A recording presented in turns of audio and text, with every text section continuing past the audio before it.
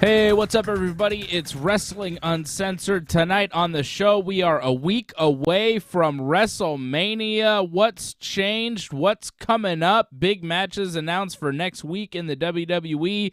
The Game, Triple H, announces his retirement. And we're watching AEW Rampage as we speak. Let's do it.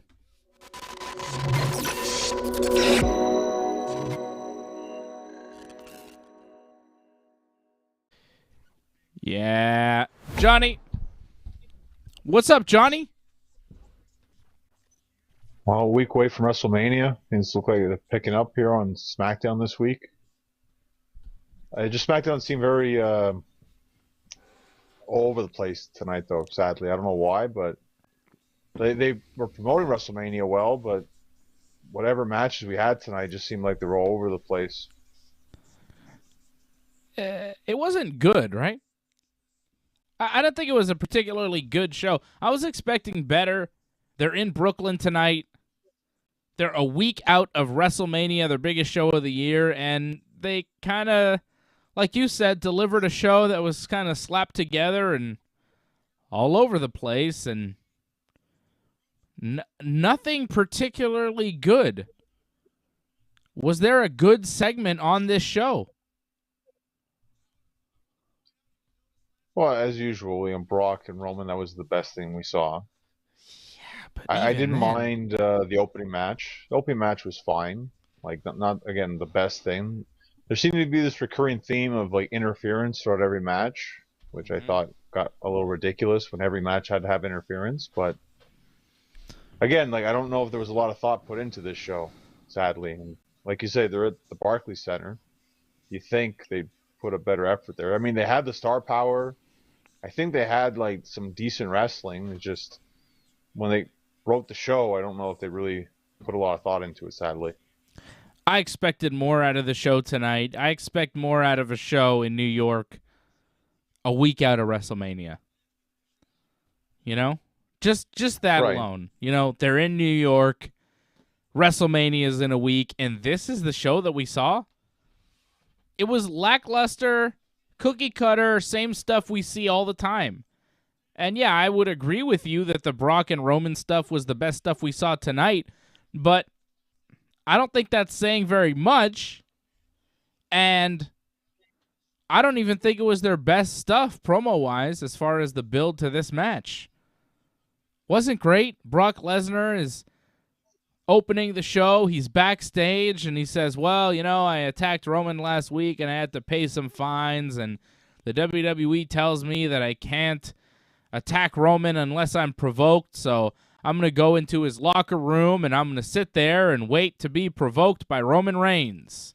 So this is Brock's plan. He's not allowed to attack Roman, but the WWE's told him he can act in self-defense, so if Roman kind of gets mad and does something about Brock being in his locker room lounge area, well, Brock can retaliate. So that's Brock's plan. Except it doesn't really work. You know? Like, there wasn't much of a point to that other than let's have Brock Lesnar talk a bit.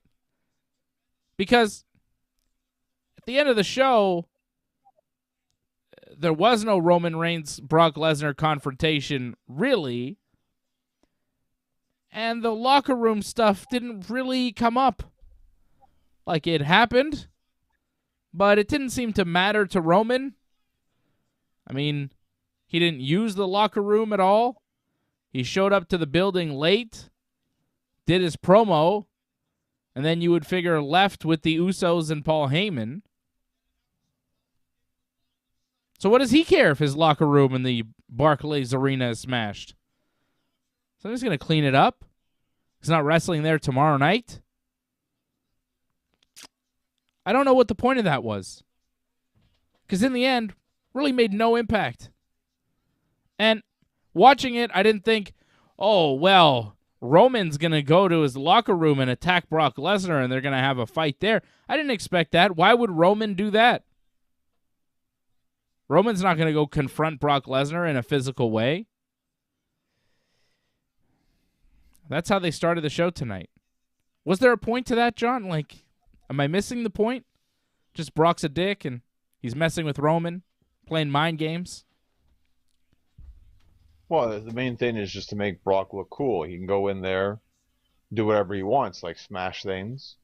It's really just to make Brock look cool. And yeah, Roman's not going to show up, but it makes Brock look like he can do whatever he wants. He can just go in there, take his food, break his furniture. Again, they're trying to make Brock into like Steve Austin right here, it seems. Right. I guess there's a part of that. Is that what they're trying to do? But, like, Brock really didn't do very much. So he goes to the locker room. He hangs out in there for a while. Kayla shows up, and she's like, oh, Roman and Heyman are in a car, right? They're shown in a car. Right. And Roman says, oh, they went to a steakhouse, and they stopped off at Madison Square Garden because they wanted to reminisce about beating Brock Lesnar up there a few weeks ago, and Brock gets a warning from Roman Reigns, leave the locker room before he gets to the arena or he'll leave him bleeding all over Brooklyn, which is, another one of these empty threats from Roman Reigns. Brock's interviewed by Kayla. Kayla's worried, thinks Brock should leave. Brock doesn't seem to care whatsoever. And then finally, Roman Reigns shows up in his limo. And as Paul M. points out, Roman showed up at, 9:39? His promo started at 9:52. Takes a while for Roman to get going. Just the entrance alone. As soon as Roman comes out, the music starts. I get a cup of coffee, I do something in the kitchen. I come back, and he still hasn't started talking, The entrance is very long. It makes Undertaker's entrance seem quick. Like, it's crazy. A little much. Wait for Mania. Yeah, right? A long ramp. Yeah. So Roman and Heyman do the in-ring promo. Brooklyn acknowledges the tribal chief. At a certain point, when you're saying the name of the crowd, and the crowd is popping for you saying their name, you know what I mean? And then they're cheering for you when they're on their feet, they're cheering for you when you say, acknowledge me. Maybe you got to change it up as a heel, right? Like, I think they're starting to like Roman. You like Roman. A lot of people like Roman. Are they starting to like Roman too much?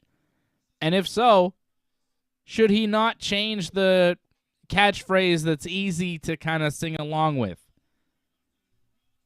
Especially when he gives the name of each town that he's in. So even if you're a horrible heel, if you say the name of the town, you're going to get a pop no matter what.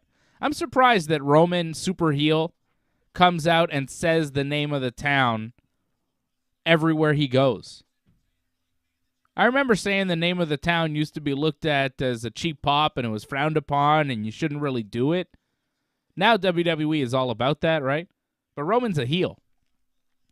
Now the baby faces, they all say, oh, I love being here and going to this restaurant and eating this local food and I love your local sports team. And then the heels come out and they're like, oh, your local sports team's terrible and your local cuisine sucks too, That's seemingly all they do now. Whereas back in the good old days, I remember when Mick Foley used to say, it's good to be here, right here in, whatever town, Brooklyn, Right. And he'd give the thumbs up. And it was like a joke, you know what I mean? It was a cheap pop as a joke, but now they do it and they're sincere. Anyways, that's another point altogether about, the cheap pandering that the WWE does these days. But what about Roman saying, acknowledge me, Brooklyn, acknowledge me, and the positive reaction? Do you think at some point he needs to change that up if he's going to continue being the top heel going forward? Because I think Brooklyn is, kind of a trendsetter in wrestling, and if they're getting on their feet and cheering for him when he does that, I feel like other markets are going to start doing it if he doesn't stop saying the name of the town. I don't know. I feel New York's kind of like that crowd that likes to go against the grain. So it's like, well, they're supposed to boo here, so we're not going to boo. So, if this happens worldwide, then yeah, sure, he's got to change it up. But I feel like New York's one of those few places where they're actually going to cheer him more than boo him, I think. I think most places would probably boo him. Mm-hmm. But, just wait for it. I mean, it's supposed to be boo, so I understand why he does it, because you expect they're going to boo him, but yeah, some people realize not to. But don't you think just saying the name of the town, you getting that pop right off the bat? Well, he's not really saying it in a positive light. He's like demanding them, like, acknowledge him. Like, yeah, it's kind of like.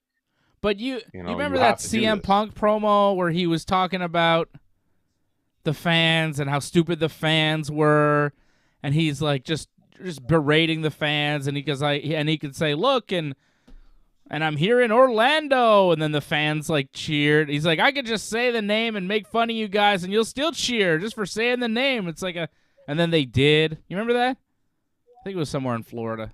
Yeah. Oh, well, if it wasn't Florida, it was someplace, I'm sure. Yeah. Some fans are like that, yeah. But that's what I'm saying. Like, Roman, a lot of fans, if you say the name of their town, they're going to go, oh, yeah, but they're not supposed to cheer, So as a heel, I would try to never say the name of the town that I'm in to avoid getting a cheer. You don't want to get a pop, a positive reaction, right? But whatever. It works for Roman. Did Montreal boo him? When he came out? It was I don't think so. I saw Roman Reigns in Montreal, well, Laval, but, pretty close. Right. And it felt more positive than negative. Roman felt like the favorite, and Drew McIntyre felt like the heel when they wrestled. In the building. 60-40. I'd say more 70-30. Like, wow. Yeah, pretty well Roman crowd. Maybe even 80-20. Like, the Drew McIntyre fans weren't really there. It was all about Roman Reigns. Also, when a WWE wrestler comes out and says, hey, Montreal, and we're in Laval, all the fans are like, yeah, but are we, though? It's like weird. When somebody from the out of town, they're trying to play up to the crowd. They're like, what's up, Montreal? So good to be here in Montreal. I'm like, well, you're actually in Laval. It's not really Montreal. It's close, but it's like just outside. It's a suburb, You know what I'm saying? It's like they don't go to I know what you're saying. They don't go to Long Island and say, hey, it's great to be in Manhattan, Just because Manhattan's the kind of main hub. They don't, what I'm saying? It was a little annoying when I did that. I was like, well, you're not in Montreal. You're in Laval. And I know it's close enough, and they're not, doing the bigger building in Montreal proper, but doesn't work. Right? Well, the way it's been going, like they just go there now, too. They don't really go to the Bell Center anymore. For TV, they do. Past two shows WWE's done, they've been at the Place Bell in Laval. But those are just house shows. For TV, I think they would go to the Bell Center. Bigger crowd, You'd sell out. You'd sell more tickets than you did for the Place Bell. The Place Bell only seats like 8,000 to 10,000. The Bell Center is like a 20,000 seat arena, right? So I would assume for TV they do the Bell Center. If they ever do TV here again, which I assume they probably will. What the hell is Fuego del Sol doing with a live microphone in the middle of the ring on a TV show right now? What is Tony Khan thinking exactly? Well, I didn't catch Rampage last week, so maybe this is some continuation from whatever happened last week, possibly. I feel like I watched Rampage last week, but I don't know why. Rampage. I was kind of surprised Dustin beat Archer. I didn't see that one coming. Did he? He did. Oh my God! What are they doing? Why? Oh, give him Dustin a push. Yeah, but why? He's the only Rose left.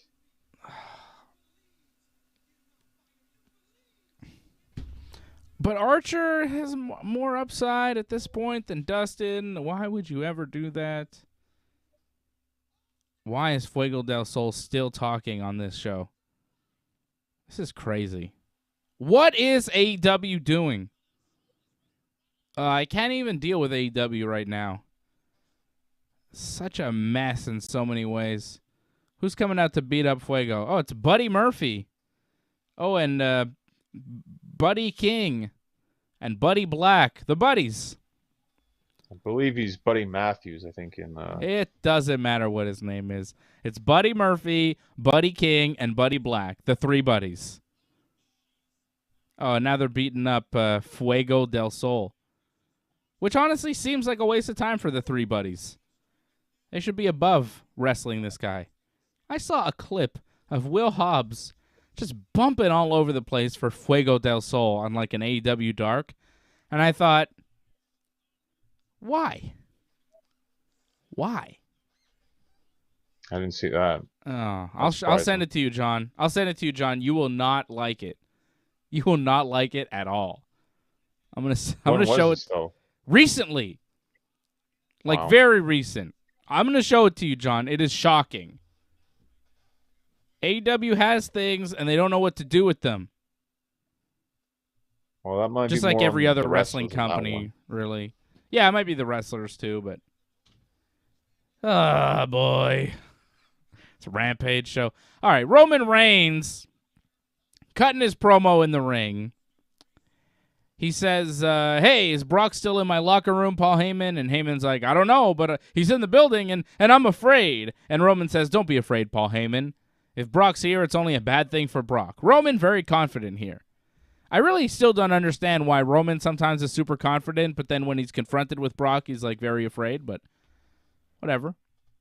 He's a phony. What is this? The Dark Order are confronting the Black Friends, the buddies? It's not really So the all House of Dark Black Order. against. Yeah. Yeah. It's Uno, Grayson, and Johnny Hungy. Oh, there's Alex Reynolds, too. That could be something. Hungy. Love me some Hungy. All right. So, Roman is not afraid of Brock. And if Brock's in his locker room, he's going to go back there and put his head through a wall. And then they show the locker room on the Tron, and it's trashed, but Brock Lesnar's not there.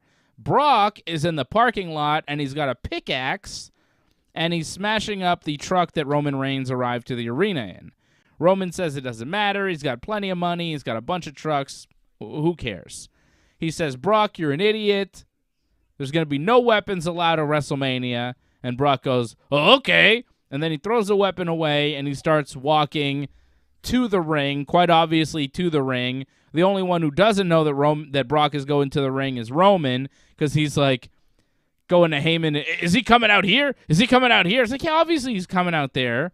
Where else would he be going? No one marches like that with the camera in front of them unless they're going to the ring, Roman. Have you not watched this show before? Brock comes through the crowd, though. A little bit of a switcheroo. Doesn't go in the ring. Gets on the announce table instead, which allows the security guards to get between Brock Lesnar and the ring. It seems to me that Brock Lesnar had ample time to get into the ring and attack Roman, but didn't because that's not what the spot called for. I think the security was a little slow on that, or I don't know. Brock is scared of Roman? Well, also, he's not allowed to attack him unless he's provoked, right? So why not get in the ring at least? Get close to him. Yeah, I think the security was just slow. They were supposed to be quicker on that one. But But that doesn't make sense because why would the security even come if they don't know Brock is going to be there? Like, they don't know Brock is showing up. Yeah, but everyone can hear the entrance music. I guess. So their cue was the entrance music. To me, if you know there's going to be a confrontation between Roman and Brock, why wouldn't the security just come out as soon as Roman comes out? Or follow Brock Lesnar around the arena? Or just stand at Gorilla and wait, once Brock Lesnar's music hits, they go out right away. Like, it doesn't really make sense, but, whatever. It's wrestling. So Brock gets on the announce table. Security shows up eventually. Brock gets a steel chair. He jumps at the security with like a flying kick, which was kind of cool. And then just starts smashing these poor indie wrestlers playing security guards with the chair. Just beating the shit out of these poor bastards. John, if you were a WWE extra, which, is possible, you're a pro wrestler, would you be, honored to take these chair shots from Brock, or would you be like, God damn, man, this sucks? Because I would not like it. I mean, because, it's not like you're going to get a contract off of this. You're just, being used. You might get a couple $100 and some pain for the next, 3 months because Brock Lesnar just broke a chair on you. I don't know. Poor guy. I felt bad for those security jobbers. Well, it's a fun moment for some. Some people don't mind that. It's like, when is this ever going to happen kind of thing, So yeah, make the most of it. I feel like you'd like it. You would like it. Well, I mean, when are you ever going to have another opportunity to encounter Brock Lesnar, Probably never again, so. I guess. But, is that the thing that you want to be showing your friends for the next 20 years? See this guy here? Oh, there's me taking a chair shot from Brock Lesnar. Whoa, wait, he's going to come. He's going to hit me again. Oh, cool. You ever wrestle, Brock? No. Did he talk to you after? No. Cool. I don't know. It kind of, it's sad, that guys are like, yes, this is my moment in the sun with Brock Lesnar. And Brock is just like, you're a piece of trash. I'm just going to beat the hell out of you. He doesn't care about you, I don't know. It's just a sad moment of life. It's just you see these guys. I just felt bad for them. I'm like, man, this is as good as it gets for a lot of these guys. Maybe one of them will be the next star in wrestling. Sometimes you see these guys getting smashed up by a chair and then, 6 years later they're the world champion somewhere. But maybe not, Anyways, somebody's got to get hit with the chair. And Brock, he didn't mind hitting those guys with the chair. The Usos showed up for some reason. They accompanied Roman backstage. Roman, Heyman, and the Usos scurry away. Brock gives more chair shots to the security guards. My favorite point was when Brock, with the chair, started going after Pat McAfee and Michael Cole, who didn't seem to be expecting it, and they ran off, I think, for real. And then Brock stood on the table triumphant. And then Roman, we're not done. Roman is in gorilla position and tells Brock Lesnar, at WrestleMania, you will acknowledge me as the undisputed WWE Universal Champion. So they're really throwing all those things out there. That's what they're going to be calling the new undisputed champion. Undisputed WWE Universal Champion. Okay. So my favorite part of the whole show really was Brock going after Pat McAfee and Michael Cole. Because it really did look like Brock was going to hit Pat McAfee if he didn't move. You either move or... Right? Anyways, that was my favorite part. I didn't love this whole thing, though. This was mostly Smackdown, right? It was the Roman, Brock build. You think McAfee and Cole knew? Sorry, John. Do you think they knew? I think they had an idea. I mean, I think you should always be cautious when Brock's out there that anything can happen. So, yeah, I'd be at least on my toes, at least. Maybe they didn't think he'd actually do it, but the second he looks at you, yeah, you should go the other way. Oh, yeah. And they did. Brock comes at you with a chair. You run away from that beast. Yeah, this was, not my favorite stuff. This isn't my most anticipated match. I know a lot of people are hyped for this, but Roman and Brock, it is what it is. They did their stuff tonight. It wasn't groundbreaking in any way. Brock smashed up another vehicle. Roman ran away. Brock hit guys with chairs. Am I missing anything? Not really, but again, this was definitely the most important thing that we saw tonight. And again, the best thing that we saw tonight. But that's not saying much, though, right? Because was this great TV? I didn't mind like Brock like just going around breaking stuff. That's fun, smashing people with chairs. That's fun stuff. I don't mind that. You don't mind it, but were you riveted? You know what I'm saying? Like, I'm watching this, I'm like, yeah, all right. Okay. There's nothing that makes me go, what? Whoa! Like, there was nothing in this that gave me any kind of excitement. It felt kind of same old, boring. Well, I find we're kind of numb to everything now at this point because we've seen so much that it takes like pretty much them exploding or something for us to actually really care. They have to do something out of the box, and this just seemed like something standard pretty much. Let's explode them. Paul's right about that. Let's explode them. Sounds fun. What happened? Xavier Woods returned, and you think his return was ruined by the ring announcer? I missed that. 100%. How so? 100%. Because they're like, when Kofi Kingston came out, they said accompanied by Xavier Woods before Kofi even got on the mic. Oh, to announce Xavier Woods. I didn't hear that. So it's like, well, yeah, everyone heard that. Wow. And then Michael Cole's like, oh, I can't believe this is happening. They're shocked, Sheamus and Ridge Holland. Like, no one expected this. Right. And they so they bad. had to spoil it before Kofi came out and announced it. And wasn't Kofi supposed to wrestle? Like, when did they switch the match? Like, on the spot? Yeah, because it said, because Kofi said, oh, you're supposed to wrestle a member of the New Day, but it's not me. It's this guy. And then King Woods comes back. All hail King Woods. I'm happy to see him. King Woods beats Ridge Holland in a very short match. Rolls up Ridge. After Ridge is, I guess, briefly distracted by Kofi, but not really. Why did Ridge lose so quickly there? What happened? Well, it's just to give Xavier something that he comes back. Mm-hmm. And they didn't have a lot of time for this, so they're just like, well, just, small package, that's it. Gives New Day something, and I'm going to guess they're going to get some kind of match at some sort of WrestleMania day, Raw, Smackdown, WrestleMania, possibly Saturday, Sunday, who knows? Yeah. Is there a point, though? Like, if Big E was there and it was like New Day reuniting at WrestleMania for a match, I think that would be worth it. But just Woods and Kofi against Ridge, Sheamus, or Butch, like 2 out of the 3.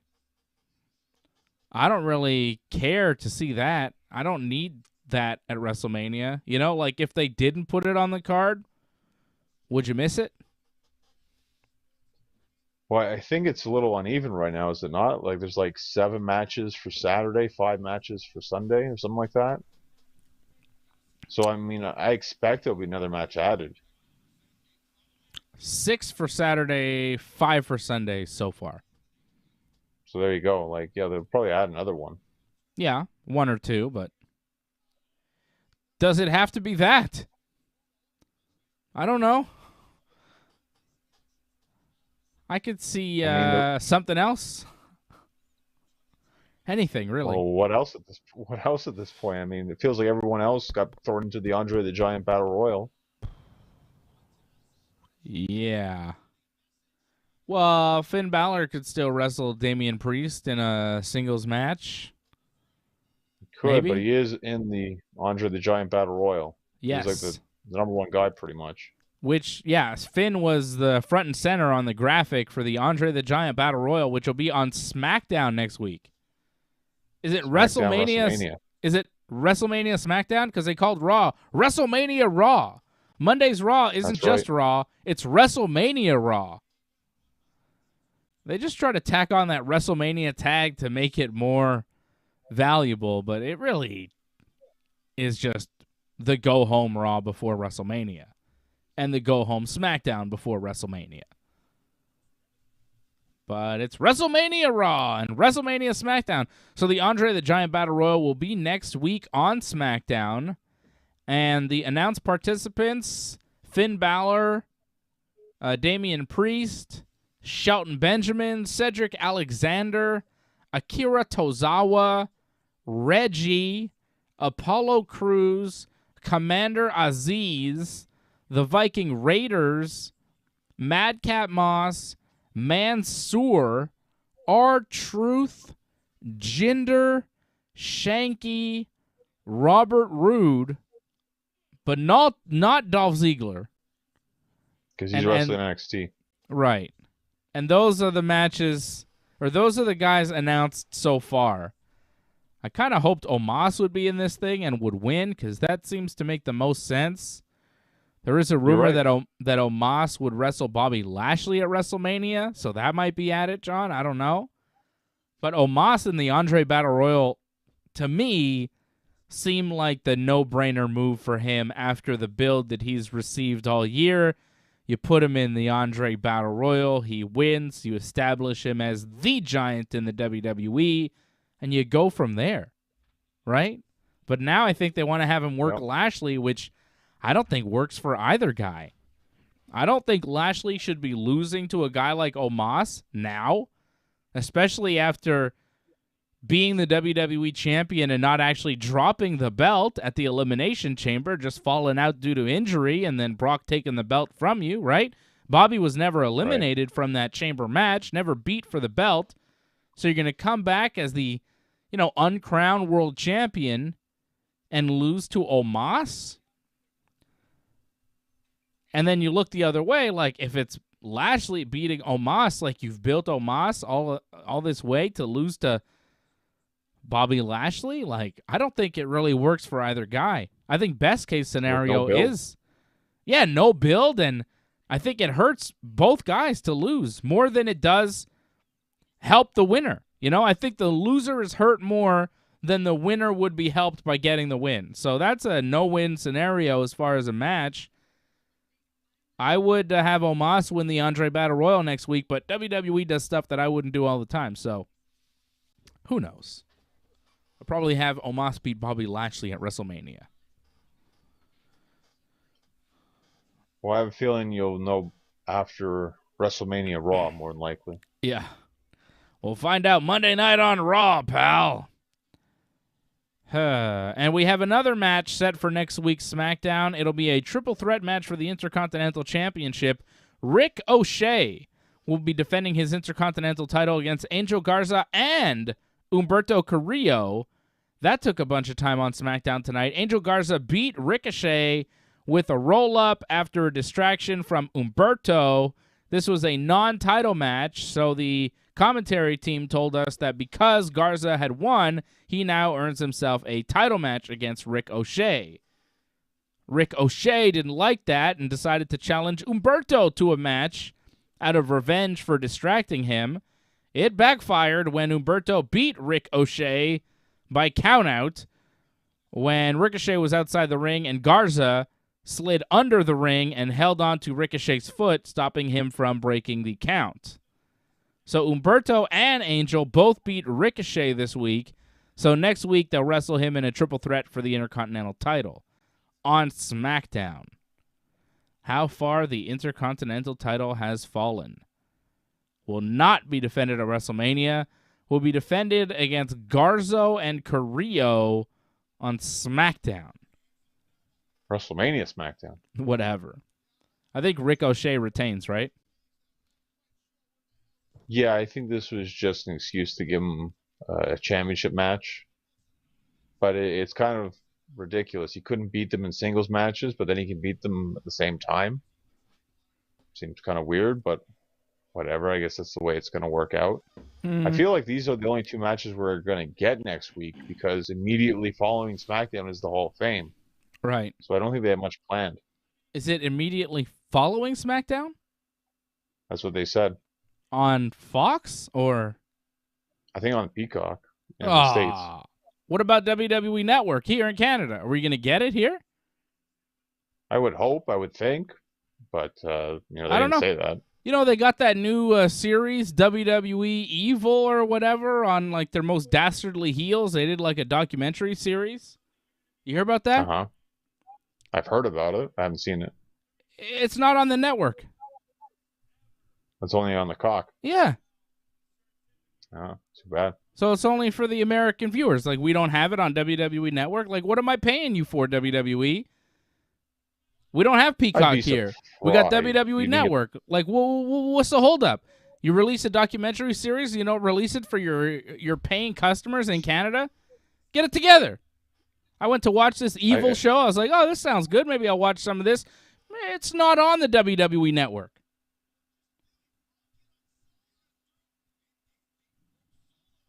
Well, Garbage. that's too bad, but I really think the Hall of Fame, I would be very surprised if you didn't get it live on the network. I better.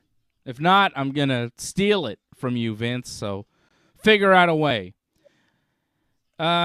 Speaking of Vince, Austin Theory hit a cheap shot on Pat McAfee ringside just as Michael Cole was talking about the McAfee WrestleMania match. What timing from Austin Theory? It's almost like it's a scripted show. It's totally planned and fake.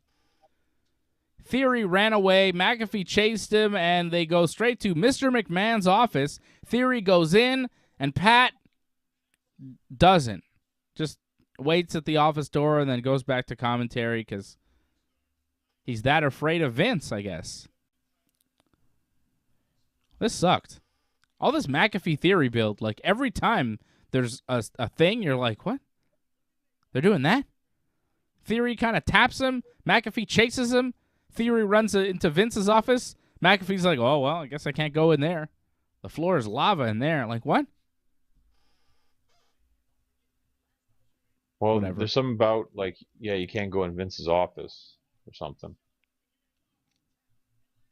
Okay. You're not, like, allowed to unless you're, have, like, a appointment or something, or that seems to be the thing. Well, Theory just seemed to run in and use it as his personal hiding space.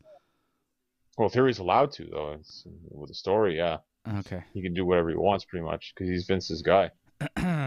Right. He's Vince's boy. And you know what that could mean. Ultimate Warrior, bearskin rug. Do I need to say more? And you can say a lot of things, but I don't think you will. All right. So I hear Scott Hall. He's talking to Vince McMahon. Scott Hall was doing Razor Ramon, right? And he was doing a feud with Goldust, right? And right. Scott Hall was uncomfortable with the Goldust character because he was, a little androgynous, right? Right. And Goldust was gonna do all sorts of, he was attracted to Razor Ramon, right? Like that was the gimmick, and Razor was like uncomfortable with it. So Vince is trying to convince him. And this is Scott Hall telling the story, and he's like sitting in Vince's office, and Vince is like, well, let me tell you about my first homosexual experience. And Razor's like, what? Your first as opposed to your most recent? What are we what? It's a little shocking. Didn't expect that. And Vince went on and told him a story, and it didn't actually seem like a homosexual experience. Just seemed like a guy was coming on to Vince, and Vince turned him down, I think. Or maybe didn't turn him down. It didn't really have an ending. Anyhow, why am I talking about Vince's homosexual experiences? Because Austin Theory. Because Austin Theory. Maybe Vince has a thing for Austin Theory is what I'm saying, which is totally fine. He's totally allowed to do that because it's 2022, brother. And, but he is kind of in a position of power. I think it's wrong if he is indeed having sex with Austin Theory. Not that I think he is, John. Just hypothetically, if he were, I think it's bad because he's his boss. You shouldn't do that. Okay, John? Lessons. Good to know. On Rampage, I'm guessing we have it's Starks against Swerve Strickland right here. Starks against Swerve, yeah, for the Taz belt. FTW title, yeah. FTW title. Shinsuke Nakamura beat Jimmy Uso tonight. Pinfall after a Kinshasa and a distraction from Jey Uso getting tossed around by Rick Boogs. They're building this Boogs Nakamura versus the Usos tag team title match. Nakamura getting the win tonight. You can bet your bottom dollar that the Usos will retain at WrestleMania. Like, 100%. Yeah, more than likely. They said the Owen's going to start next Wednesday, apparently, the tournament. So that'll be interesting. What?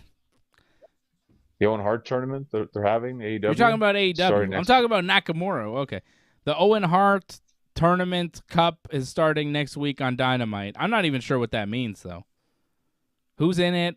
What do you get if you win? What does it matter? I mean, I like Owen Hart, but this tournament doesn't seem to mean anything.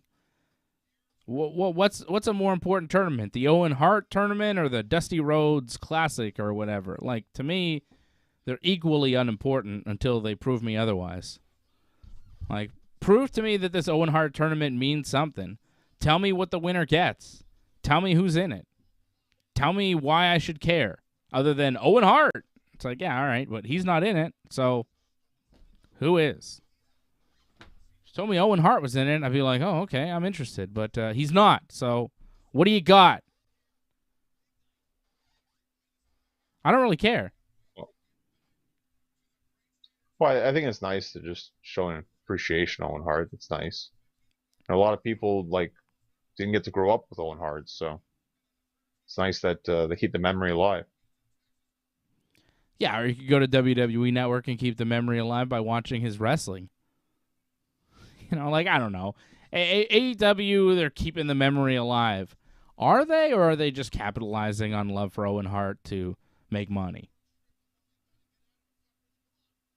I don't know. I think maybe both. Let's say both to be nice. Right? You could say both. Yeah. They're in a way keeping Owen's memory alive, but in another way really just using his name to sell a tournament that no one gives a shit about and to sell some t-shirts and stuff like that. So, I don't know. What else happened on SmackDown tonight? Ooh, Ronda Rousey cut an in-ring promo.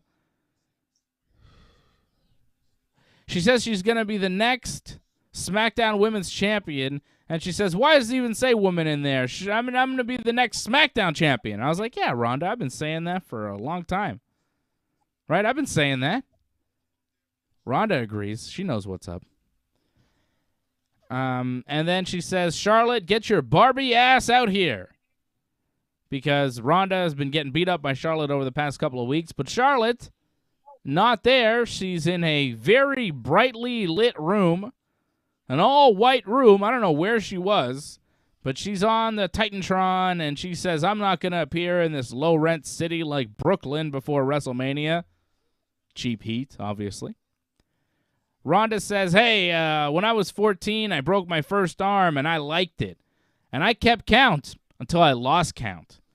And Charlotte says, yeah, well, Ronda, I've run out of ways to hurt you. If I showed up there tonight, I'd have to throw you off the Brooklyn Bridge to feel satisfied. Get it there in Brooklyn. She had to say it twice.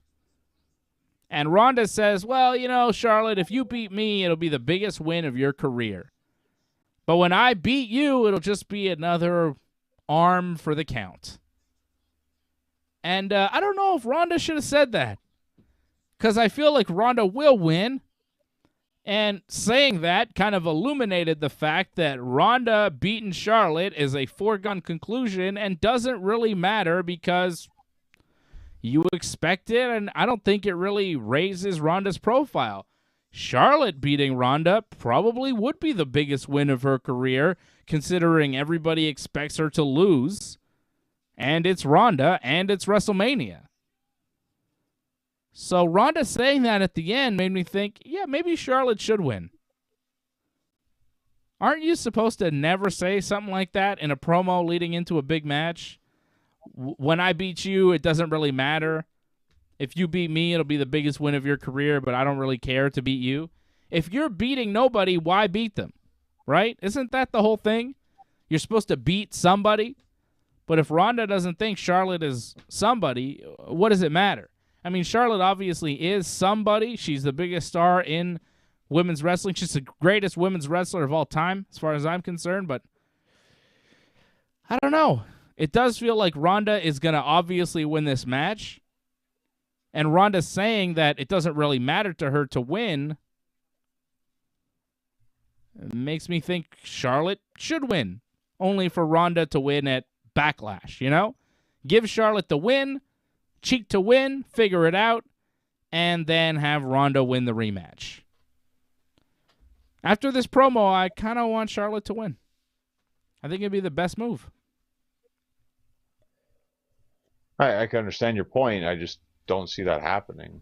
Mm-hmm. And I feel Ronda said that because they wanted Ronda to sound confident going into this. It felt like last week Charlotte got the best of her, so she had to come back and say something like that, where it's like, I'm above you. And I think a lot of people feel that's 100% accurate. So I can understand why they would use that. Doesn't it seem too obvious, though, that Charlotte's going to lose? Like, when she does lose, it'll be like, yeah, all right. Wouldn't it be better if she won? Because then you could kind of switch it around, and then you do the rematch at Backlash, and there you go. Bada bing, bada boom, Ronda's champion. Well, the thing is, she won the Rumble.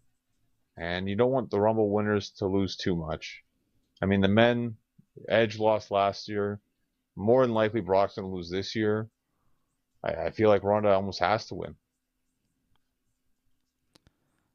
I don't really care if the Rumble winners lose. I mean, does it matter? For some, it's a big deal, yeah. Because it means, like, well, winning the Rumble is not a good thing if you always lose all the time. Yeah, but you still get the main event of WrestleMania, and you don't lose all the time. They just happen to lose this time. I don't know. I don't think it's such a big deal, John. I think you can have Rumble winners lose. You can have them both lose, and I don't think it really... Like, next year, if Brock and Ronda lose, next year people aren't going to say, oh, well, it doesn't matter who wins the Rumble because they're going to lose at WrestleMania. No, they're still going to get the huge match at WrestleMania, and they probably will win. I don't think it hurts the Rumble. What does it hurt? Hurts the stats, pretty much. The stats? They're fake. Numbers don't mean anything in wrestling. They're fake. Well, when it comes to Rumble, numbers are everything. Nah, it's all fake. It's not a real sport. Yeah, well, that's Royal Rumble by the numbers. Yeah, but that's because there's a 30 men and, countdowns and stuff, and there's a lot of counting in Royal Rumbles. That's why they talk about numbers, but it doesn't really matter. Royal Rumble, what about numbers? I don't think so. Sasha Banks beat Zelena Vega, Rhea Ripley, and Shayna Baszler in a fatal four-way. Sasha getting the bank statement to make Zelena tap. I thought this was the best match we saw all night. Fatal four-way women's match. I liked Rhea Ripley in this one. She did a stiff dive on Shayna on the outside. Zelena with a nice Hurricane Rana on Rhea, too. I mean, it was a bit of a mess, but it was the most fun I had watching a wrestling match tonight. Yeah, I thought it was too messy at first. Like, once you threw out everybody from ringside, then it was a bit better, but that was half the match. So, it was all right. Like, you had the star power in the match, but again, a little too all over the place for me. Once they got back from commercial break and everybody on the outside of the ring was kind of staying outside of the ring or ejected or whatever, it was a pretty damn good match. I'm such a fan of Sasha Banks and Rhea Ripley right now. I think they're great. Shayna, too. Zelena's not bad. A lot of talent in that match. It was good. Rhea Ripley's fantastic. Rhea's so good, man. Rhea's good. It just she keeps losing all the time or doesn't I win, know. which is I kind know. of really too bad. I know you thought like, oh, she should be in the title match or something, but they never pushed her in that direction whatsoever, and she barely got on WrestleMania. They kind of just had to squeeze her in there like last minute, Again, and beat Asuka for the Raw Women's title at WrestleMania last year. The fall off of yeah, Rhea Ripley is massive. Raw champion last year. well, once you hit Charlotte, it was game over. Yeah. I don't Kind of know. rough. I'm disappointed with what they have done with Rhea Ripley because I feel like there's way, way more that they could be doing with her that they're just not. And Sasha Banks too, quite honestly, but she seems like she might be too busy to do all that stuff with her acting and outside projects. But if she's not, they're dropping the ball with Sasha. She's one of the biggest stars in professional wrestling. Established. She's in this tag team match that really means very little. Anyhow, Andre the Giant Battle Royal set for next week's SmackDown. Ricochet versus Humberto versus Garza in the Intercontinental title triple threat set for SmackDown next week. WrestleMania SmackDown, the WWE billing Raw as WrestleMania Raw. Roman Reigns and Brock Lesnar both advertised for Raw on Monday in Pittsburgh. The Usos versus RK Bro, so the SmackDown Tag Champs against the Raw Tag Champs advertised for Raw on Monday too, which for my money, should be the WrestleMania match to unify the tag team belts. But the WWE missed the boat on that one. But how much better would it be if it were the Usos versus RK Bro at WrestleMania for all the belts on the line? Compared to what we're seeing instead of WrestleMania, which is the Usos against Nakamura and Boogs, and RK Bro against the Street Profits and Alpha Academy in a triple threat on night 2. You know? Not great. Pretty average, like TV style matches when you could have one WrestleMania style match if you did it right. Oh, well. I agree, but I think if you do more title unifications, it takes away from the main title unification. So I think that's the main reason why we didn't see any other ones. Maybe we'll see it in the future, possibly, hopefully. But for now, let's just get the main titles like unified and go from there. Let's hope this sticks. I don't think it takes away. Especially if you did one on one night, one on the other. It doesn't take away. It just shows you, oh, this is what we're doing now. We are unifying some belts. We're cleaning things up. We're changing things up going into the next season of WWE. And going into the next season of the WWE, the Bloodline, Roman Reigns and the Usos, will have all the gold, sucker. Roman will hold all the world championships, and the Usos will hold all the tag team titles. I think it would have worked perfectly well. I really do. I don't think it would have been overkill, especially on 2 nights. When you can split them up, I don't think it would have taken anything away from the Roman Reigns Brock Lesnar unification match. In fact, I think it would add to it by bringing the Usos into it too. Making the Usos part of that whole thing. But, whatever. WrestleMania is next week. Becky Lynch versus Bianca Belair. Night 1 of WrestleMania, the Saturday, will be Becky versus Bianca for the Raw title. Rey and Dominic versus Miz and Logan Paul. Drew McIntyre versus Baron Corbin. They did a video package for that tonight. It was not good. The Corbin video package. Ugh. Usos versus Nakamura and Boogs for the SmackDown tag titles. Edge versus AJ Styles, and Charlotte Flair defending the SmackDown title against Ronda Rousey. Night 2, we have... Huh? Did they move it? Because I thought Edge AJ was Sunday, but I guess they got moved. It. Things have been moving around. Ah. Yes. I see. They've moved a lot around. Well, that makes more sense. Because I found at first Saturday was lacking quite a bit. Like Sunday seemed to have the best matches. Sunday still seems like the bigger show. But they made it a bit more even, at least. Where's the Kevin Owens thing? There, at least. That should be on Saturday. Apparently, that might be the main event of Saturday. Yeah, that's also on Saturday. And then Sunday, we have the women's tag team title match. Zelena and Carmella defending against Sasha and Naomi, defending against Rhea and Liv, defending against Natty and Shayna. Fatal 4-way there. Johnny Knoxville versus Sami Zayn in the Anything Goes match. Sami Zayn promising a level of torture never seen before in a WWE ring. Do you believe him? Will we really see stuff we've never seen before, John? Or Well, maybe for them, that's about it. But not for us, no. Pat McAfee versus Austin Theory. RK Bro versus Street Profits versus Alpha Academy for the Raw tag belts. And Brock Lesnar versus Roman Reigns for all the gold. And that is night 2. That is WrestleMania. That is next week. We will preview WrestleMania here on the show. Next Friday night will be our official WrestleMania preview show.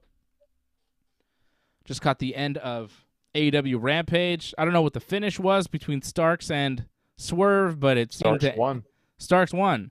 And then it ended in a big brawl with Keith Lee coming out, and it seemed like Will Hobbs and Ricky Starks fighting Keith Lee and Swerve, and security came in, and that's how Rampage went off the air tonight. Well, to me, it really blows you away. Like, Keith Lee is quite massive. Like, Will Hobbs is a big guy, but Keith Lee is just so much bigger than him. Mm-hmm. Yeah, he's a gigantic dude. He's been fun in AEW. I like Keith Lee.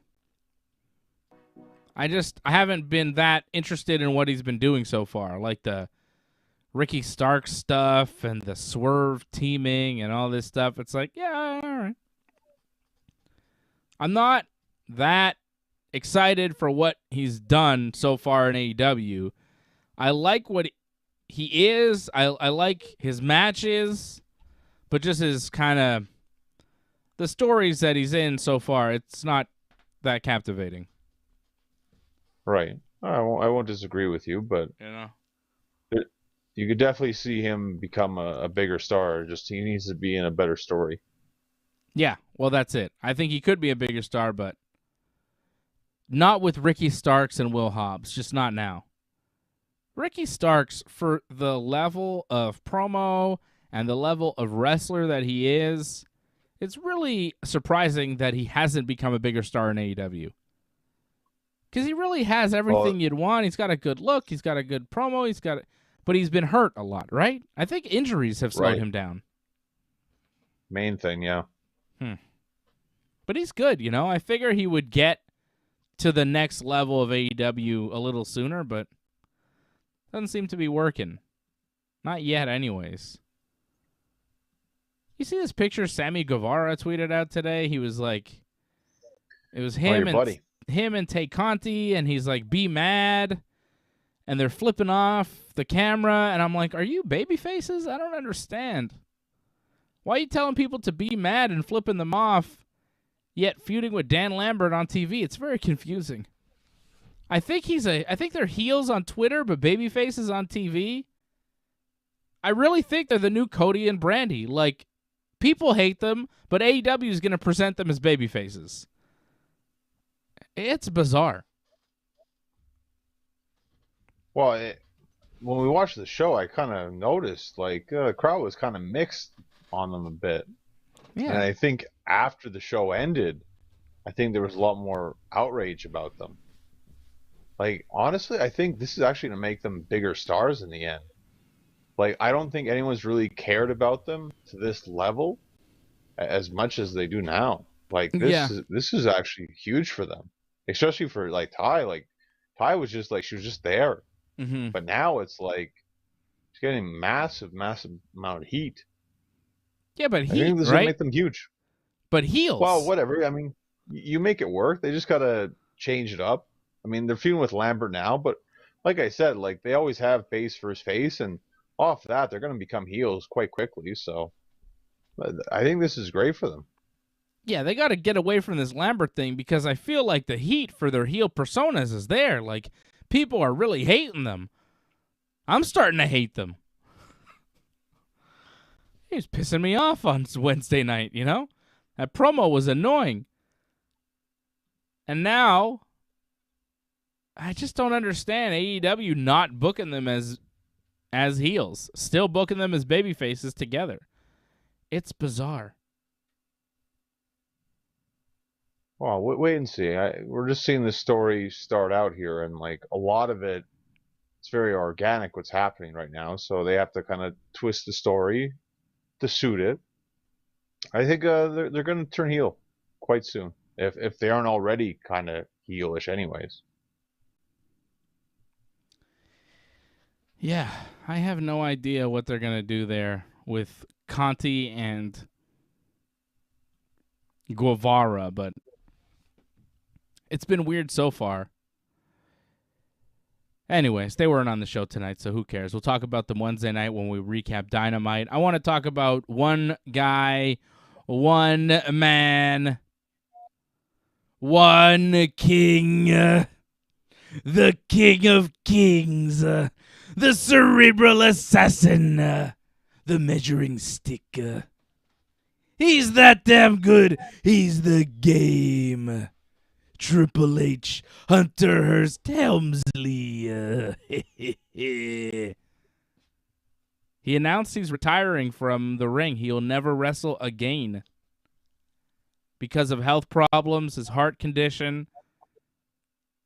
Announcing today on the Stephen A. Smith show on ESPN, he's done. Game over. The game is done. We will never see Triple H, the King of Kings, wrestle another match. And seeing Triple H, I don't know if you saw the clip that I tweeted out, John, but seeing him talk about his health scare and being put under for his operations and not knowing if he's going to wake up and talking about his daughters and tearing up, like, I felt for the guy. I felt quite a bit for Triple H. Say what you want about him and the control and the power that he's wielded over the years and the decisions that you agree with or you don't. This is a man. This is a human being. This is a father of three. This is a man who's in his early 50s that shouldn't be scared for his life. So I felt for him. And I feel for any wrestler that has to retire, not because they want to, but because a doctor tells them that it's dangerous for them to get in the ring again. So I know, John, you haven't been the biggest Triple H fan, but let's not talk about Triple H. Let's talk about Paul Levesque, the guy who loves... Let's talk about Paul Levesque for a second, the guy who loves professional wrestling, the guy who's a husband and a father, who had a serious scare for his life, who now has to step away from being Triple H the Game, the character that he loves, and he'll no longer be able to wrestle again. And, you know, he didn't get that retirement match. He didn't get the send-off, which is fine. A lot of them don't. But, you know, you can dislike Triple H all you want, but you got to feel a little something for the guy Paul Levesque today, right? Something? I felt for him. I didn't shed any tears for him, but... I'm not crying either, brother, but I'm just saying I felt sorry for him. You don't feel sorry a bit? No, not at all, actually. But oh, my God. It's good. It's good that, you know, he's taken the priority of, like, his family first, his health first. That's good. I mean, wrestling, you got to realize that's in the past now. And, like, he had a great career, whether you like it or not. So, I mean, there's nothing to be ashamed of what he did. You don't really need a big send-off. I mean, he had more than enough moments in wrestling. Yeah. He had an incredible career. An incredible career. Like, love him or hate him. Did he suggest that they screw Brett in 97? Probably. Did he keep a lot of wrestlers down? Possibly. But was he a great professional wrestler? You know, without a doubt. You can't deny the greatness of Triple H. Was he always the best wrestler that you saw in the ring? You know, no. There's a lot of Triple H matches and a lot of Triple H promos that I really did not like. Pretty much anything he did with Randy Orton was like, not for me. Some people liked it. I didn't. But anything he did with Mick Foley I thought was pure gold. I don't think Triple H and Mick Foley had a bad match. And I put it out there today. My favorite Triple H match of all time is that Cactus Jack match at Royal Rumble 2000. But he's had so many great matches. Like, I was looking back and choosing one Triple H match as my favorite ever, it's actually hard. As much as he's not my favorite wrestler ever, he really has had an amazing career. He's been in the ring with some of the best ever, and he has pulled off some incredible matches. The matches with The Undertaker, the Hell in a Cell, the end of an era match there where Shawn Michaels is the referee, WrestleMania, unbelievable. Unbelievable match. Like I said, the matches with Cactus, the matches with Rock. What was that ladder match he had with The Rock? What pay-per-view was that, John? SummerSlam 98. There you go. I mean, he's had some classic matches, right? I mean, my favorite matches that he had were really between, I'd say, 98 and 2001, right? That was kind of his peak era as far as I'm concerned. The whole McMahon-Helmsley era was not my favorite. But he's had some classic matches with Shawn Michaels, with The Undertaker, with Chris Jericho, with pretty much everybody. The Nature Boy Ric Flair. I didn't love his matches with Cena. I didn't love his matches with Randy. I didn't love his matches with Batista. And there were a lot of them. So there's that, But he had great matches with Owen Hart. He had great matches with The Rock. He had great matches with The Undertaker, with Stone Cold. Made Chris Jericho a much bigger star in WWE. I mean, say what you want about him not helping Chris Jericho become a bigger star. He did also help Jericho in a way. He put him over on that Raw, that famous Raw where Jericho won the belt for like an hour. He did actually lose to him, even though they took it back. And he's made a lot of people, Randy Orton would be nowhere, not even close to where he is without Triple H, right? And Randy's one of your favorites, John. I know you love Randy. Triple H made Randy and Batista. Yeah. There's no question about that, yeah. That's massive true. Stars, and he made them. Laid down for them, made them. He helped legitimize John Cena when he tapped out to him at WrestleMania 22. He did a lot, He put a lot of people over. Put Bryan Danielson over at WrestleMania 30. Didn't need to do that. Didn't expect him to do that. Did it. Clean. Middle of the ring. Put him over. Well, wasn't originally going to do that. He was supposed to wrestle Punk, if you remember correctly. Yeah. But plans changed, and he played ball. He rolled with it. Right? I mean, Hulk Hogan wouldn't have. He did. You know what I'm saying?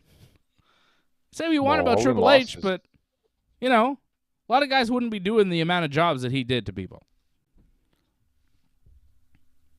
I mean, a lot of people look back, Hogan's biggest WrestleMania was the match with The Rock, and he lost that one.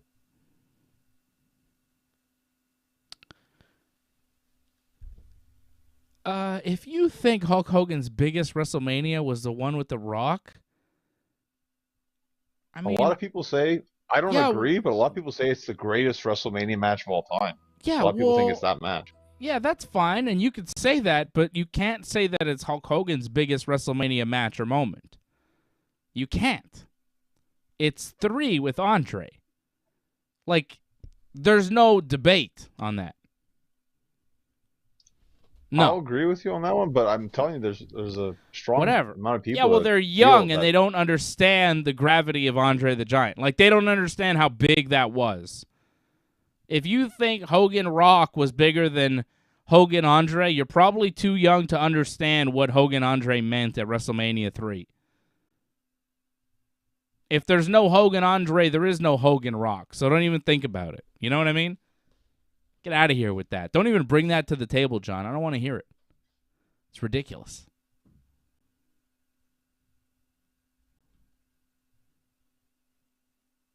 Okay? Hello? I have no problem. Again, like I'm just telling you, there's a strong amount of people that feel that way. Who are these people? Present them to me, John. Because I've never heard it up until you saying it to me right now. So either you believe it, or you're making up a group of people just to piss me off tonight. What the hell? Well, I say go back, look at WWE docs. Like they'll talk about that match. Yeah. And how amazing it was. Just off the reaction alone. Not that it was a great match, but just for the reactions. No one's saying Rock Hogan wasn't a big deal, but you presented that Rock Hogan was the biggest WrestleMania moment of Hogan's career, and he lost in that match. The biggest WrestleMania moment of Hogan's career, and I would suggest the biggest WrestleMania moment of all time. You will never beat Hogan slamming Andre and getting the leg drop and the pin to beat him. WrestleMania moment was created because of the Andre slam. Exactly, Paul. 100%. That's the original WrestleMania moment. There is no WrestleMania moment without that.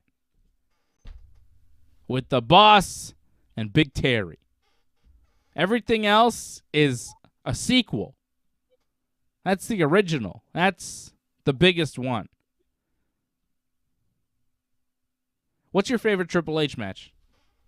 Mine is Rumble 2000 with Cactus. It's tough because, Triple H was not my favorite wrestler. Like, there was never a time I was like, oh, I'm looking forward to a Triple H match. Like, it's something I never really look forward to. It's just like, I just hope it passes on the show. I remember when shows would pass, it's like, at least I didn't have to watch a Triple H match.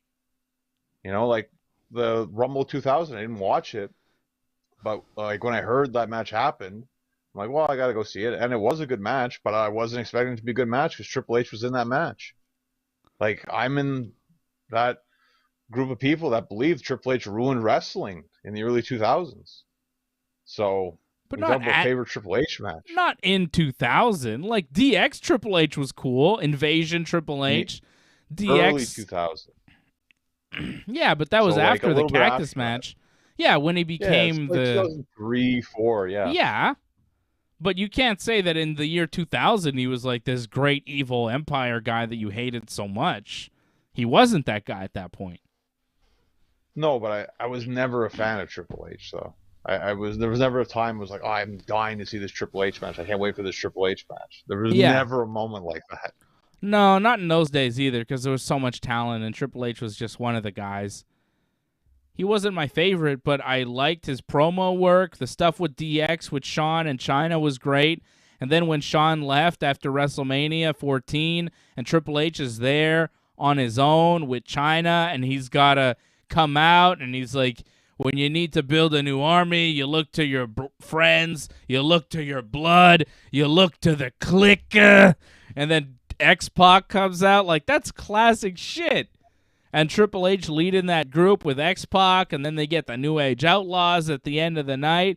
And then, boom, Shawn, Triple H was like a secondary character on Saturday, right? He's like second banana to Shawn. Him and Chyna are Shawn's backup on Saturday. Sunday, Shawn loses the belt to Austin, goes away.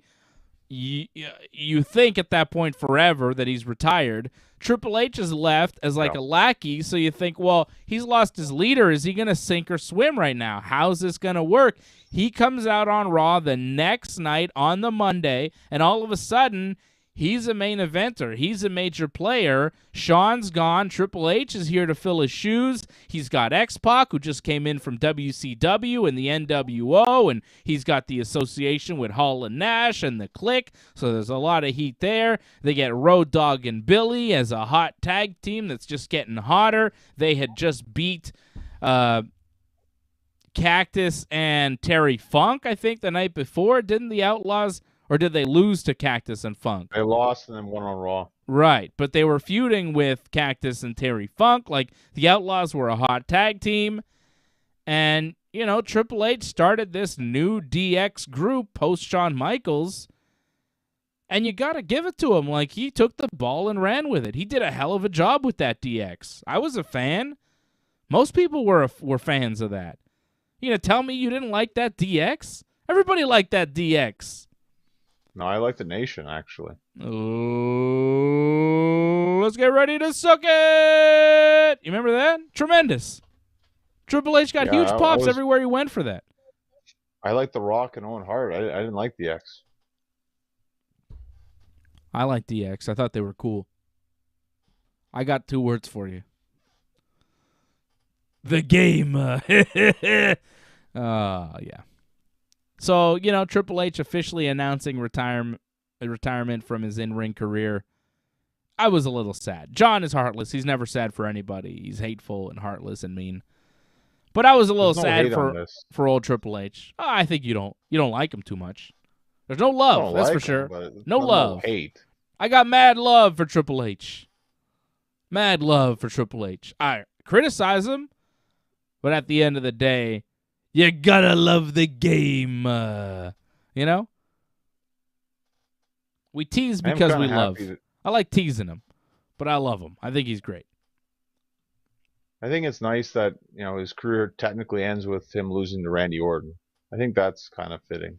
I think his last match was like some tag team match, I think, against Robert Well, that's a house show. It was him and Shinsuke against Rude and somebody. Triple H teamed up with Shinsuke in like Japan, and that was his last match. Weird. But his last televised match was Randy, and the last time we actually saw him like actually do something physical was against Randy. Uh-huh. So it was fitting. Randy put him down. It's good. Yeah, it is fitting. Because Randy's his boy. Yeah, that makes sense. Legend it makes killer, sense. Yeah. Yeah, there you go. Well, that's it. That's the end of Triple H's career. I guess we won't be seeing him at WrestleMania. I guess that Triple H Cody match will never happen. Oh well. Well, he wrestles Triple H's boy, Seth, instead. That's fine. Yeah. I think people want to see that anyway, so it's fine. Cody should be on Raw Monday, but maybe not. Well, he's going to wrestle Seth. No matter what happens, he's wrestling Seth at WrestleMania. Yeah, so it doesn't really matter. He comes right back to WWE, goes right into a WrestleMania match. That's a pretty good return. I've heard that Cody's going to be presented exactly like he was. I think it was WrestleVotes that said WWE people are trying to make sure that Vince presents Cody the same style entrance, same theme music, same name, same ring wear, you know, like everything. So we may see Cody come out with the same theme song, which I think is great. Adrenaline in my soul, something, Cody Rhodes. It's going to be great. You're going to play that because he owns that. About that, though. Yeah, I think he owns it. WWE loves. Yeah, he owns that. WWE doesn't own that, so I don't know if WWE is big on that. They love owning their own stuff. Oh. Wait and see. I mean, they had the Cody Rhodes name, right? And then he had to get it back from them. So, wait and see what happens with this. I mean, if anything, maybe they can just help him with the promos, because, like, I don't know what he's talking about sometimes in his promos, so maybe the writers can help him with that.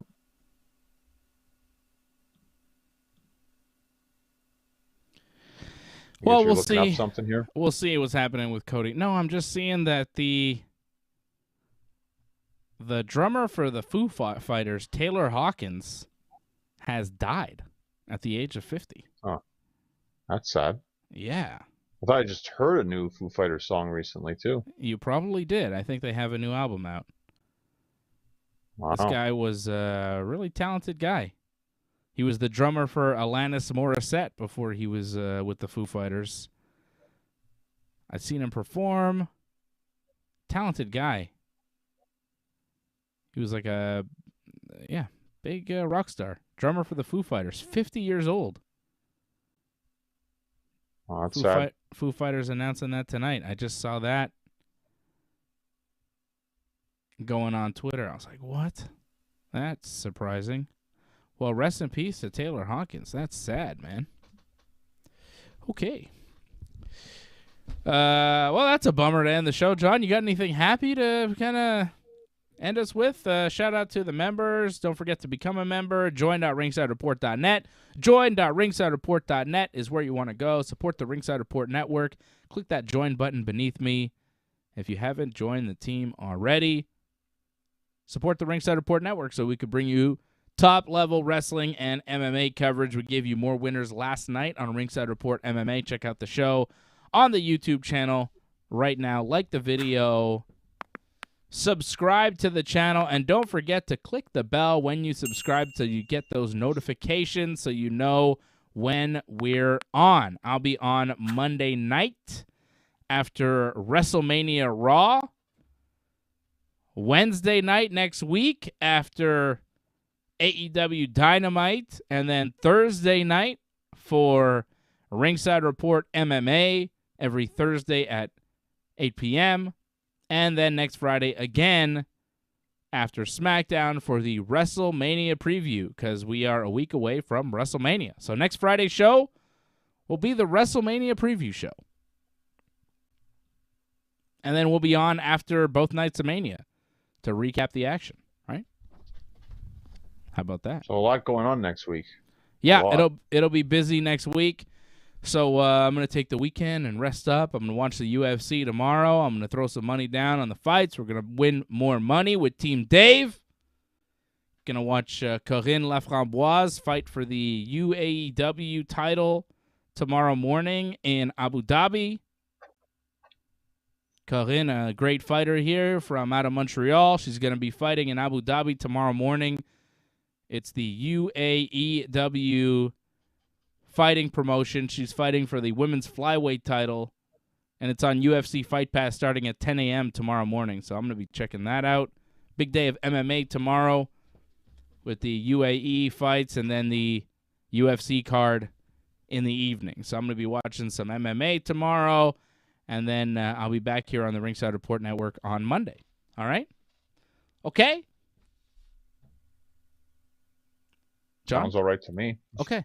All right. It's good with John. It's good with me. It's good with you. Thanks, everybody, tuning in live tonight. Appreciate you, and we will be back here Monday night after Raw on the Ringside Report Network. Please join in and give your support to Ringside Report Network.